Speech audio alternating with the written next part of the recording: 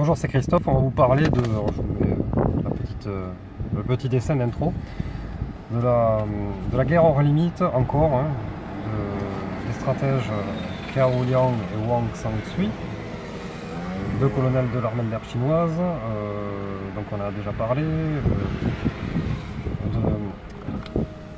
de proportion dans l'utilisation des ressources, d'horizontalité face à une attaque verticale. Et aujourd'hui, on va essayer de finir cette petite série de vidéos, ce triptyque. J'avais pas prévu d'en parler autant, mais il y a énormément de choses à dire. C'est un livre, on l'a dit, qui a été sourcé et utilisé une quantité de données d'une variété colossale sur des milliers d'années. Voilà, ils ont rassemblé vraiment les stratèges. Une quantité d'expérience assez phénoménale qui le rend comme un ouvrage référence des guerres modernes, de la pensée chinoise, qui est le peuple émergent et qui semble être à la pointe avec la Russie. Bon, ça c'est une petite remarque, mais bon, ça mérite de le souligner. La technique de la coquille vide est énoncée à la fin de l'ouvrage. C'est le fait de construire une stratégie de réponse horizontale, c'est-à-dire quand on reçoit une attaque de face, quand on est en infériorité, il s'agit de combiner le mot combinaison de notions asymétriques d'espace de lutte est essentiel, de faire une combinaison, de construire une coquille qui va répondre un temps donné, c'est-à-dire ça ne sera pas éternel. Ces assemblages marcheront un temps. Donc en tant que citoyen, parce que bon, nous bien sûr on est gentil et on veut de mal à personne, mais aussi on veut avoir la paix, on veut être tranquille.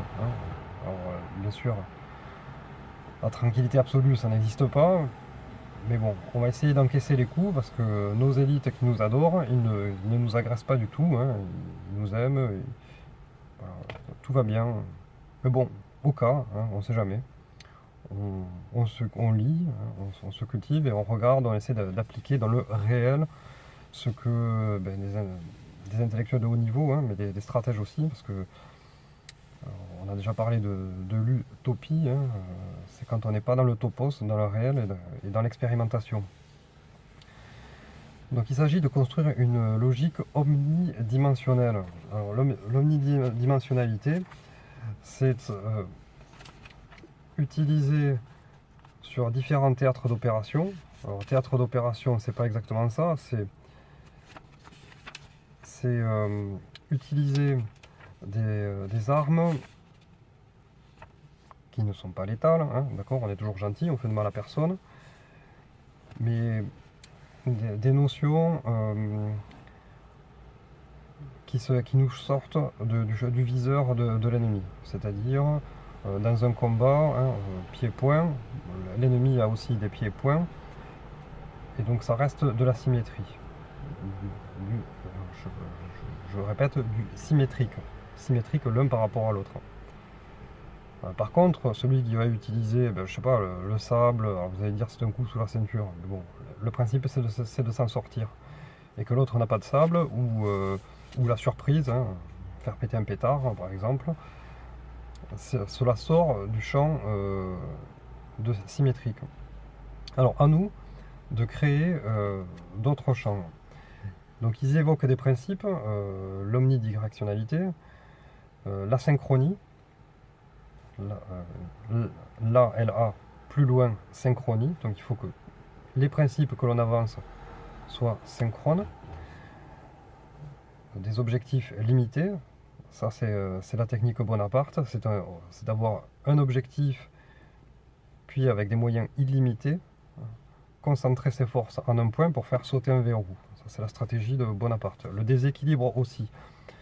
Dans le déplacement, c'est-à-dire vu que l'on fait de l'horizontal, on se déplace C'est-à-dire si je subis une pression financière excessive des élites qui nous veulent beaucoup de bien, bien sûr, hein. Mais à mon sens, je subis, j'ai la sensation de me faire voler. Je me déplace légèrement. Je n'ai pas besoin de partir comme beaucoup partent à des milliers de kilomètres. Non, la question n'est pas là.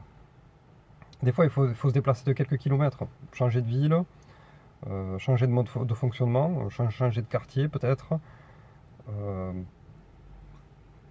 Consommation minimale, ça c'est la stratégie de la petite paysannerie, qui, alors sans être pingre, mais faire attention, voilà, réutiliser. Ça, la France traditionnelle, la petite paysannerie, elle a toujours utilisé ce mode de fonctionnement. Et après, le contrôle du processus entier. Alors, contrôle de processus entier, Christophe Koppel nous indique d'utiliser des boucles de rétroaction. C'est-à-dire quand je fais quelque chose, je rétrocontrôle. Et comme je vais faire tout un tas de choses en même temps, je vais donner une parabole après, on organise des boucles de rétrocontrôle pour se sublimer. Donc ça c'est les mots d'Alain Soral. Se sublimer, c'est-à-dire augmenter en qualité à chaque fois. La petite paysannerie, je l'ai déjà dit, c'est un mode de fonctionnement qui est totalement asymétrique face aux diverses attaques. C'est une construction qui plonge ses racines dans la nuit des temps. Le paysan est à la fois couvreur, maçon, agriculteur bien évidemment, marchand parfois de sa production, mais aussi il est chasseur.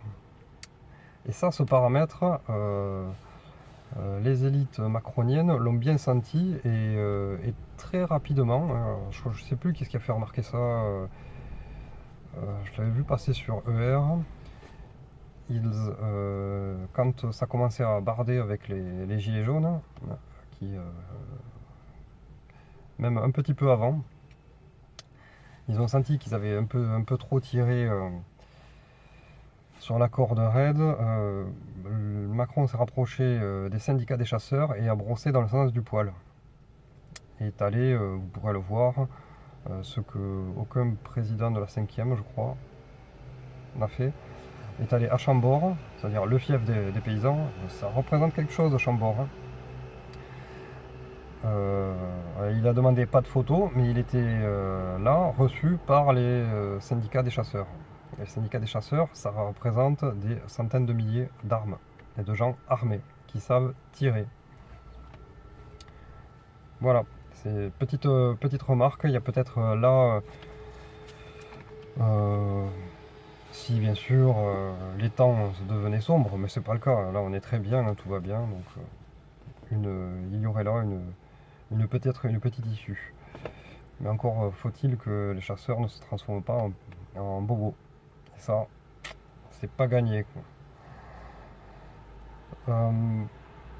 Il y a une autre parabole, un autre résistant, mais bon, qui est vraiment le point culminant de la symétrie, hein. C'est-à-dire c'est Milarepa, qui m'a été mis sous le nez par les éducations contre-culture via l'auteur Julius Evola.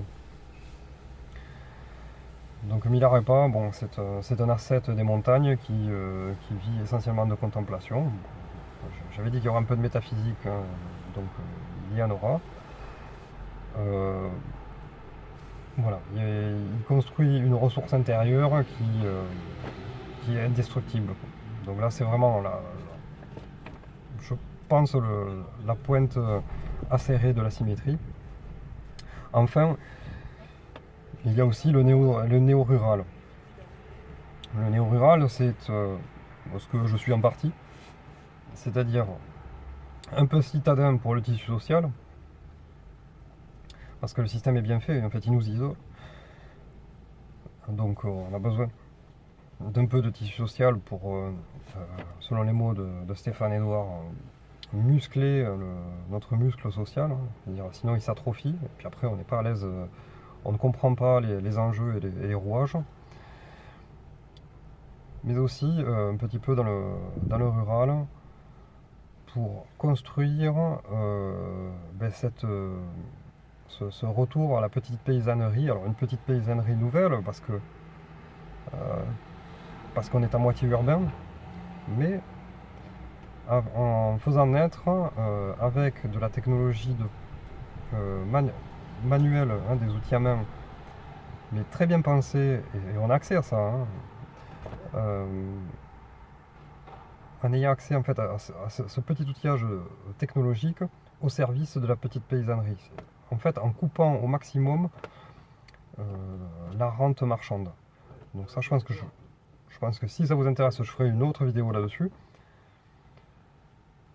Voilà, pour finir, la synthèse de la guerre hors limite, s'il y en a une, je pense que c'est la dernière, c'est de construire sa façon à soi, avec son mode de fonctionnement, son vécu et son feeling aussi, hein. Il dépend, il faut se connaître, il dépend de nous, mais de notre savoir, de notre autocritique, et de se voir avec toute l'acidité qu'il faut pour développer une horizontalité, hein, face à une attaque. Et surtout identifier l'attaque, c'est-à-dire prendre un ennemi pour un ami, c'est le pire du pire, quoi. Et beaucoup de gens n'ont pas conscience des loups déguisés en agneaux. Voilà, bon allez, je vous souhaite d'aller respirer, prendre l'air, et bon, même si on est confiné, mais il y a des balcons, en asymétrie, il y a des choses que l'on peut faire aussi. Allez, à bientôt.